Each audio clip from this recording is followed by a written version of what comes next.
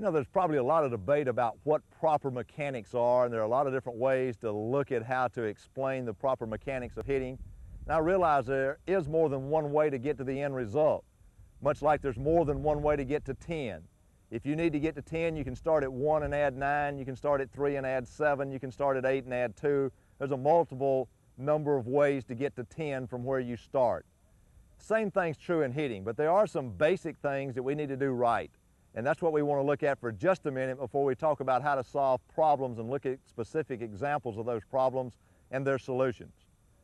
Hitting can be termed a controlled explosion.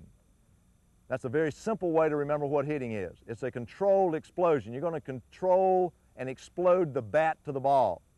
Now, to do that, I want to look at it in terms of what I'm going to call the B's and the E's, just a way for you to remember it better. You need to control 4 things. 3 of them start with the letter B. You need to be able to control your bat, control your body, control your brain. And the 4th one starts with an E, the eyes. So the B's and the E's of control are bat, body, brain, and eyes. And then the final E is explode.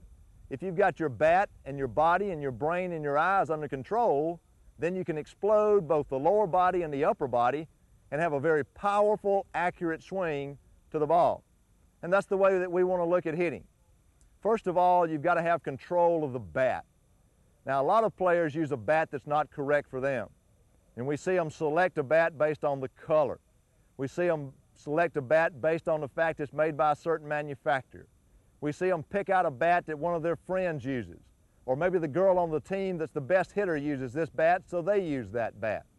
We have them pick out bats because of the name. There's a bat that's called the Hammer.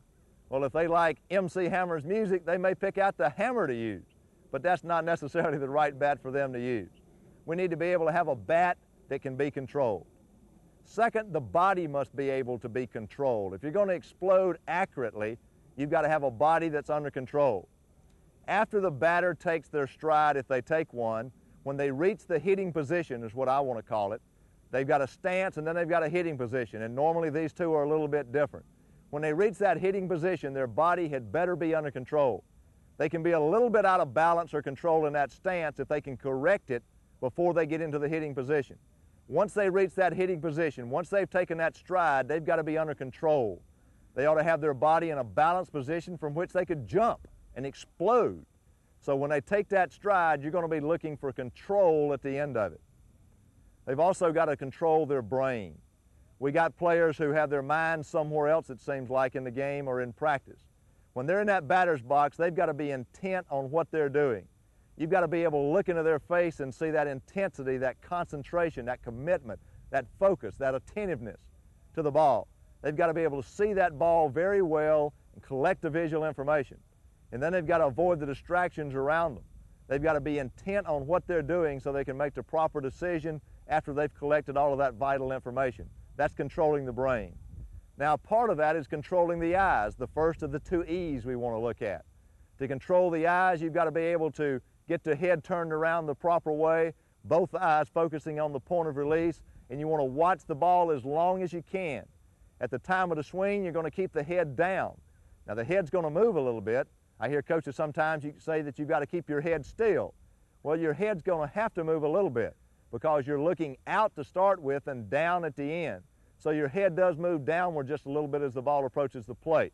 But you want to have good control of those eyes so that you see the ball as long as you can.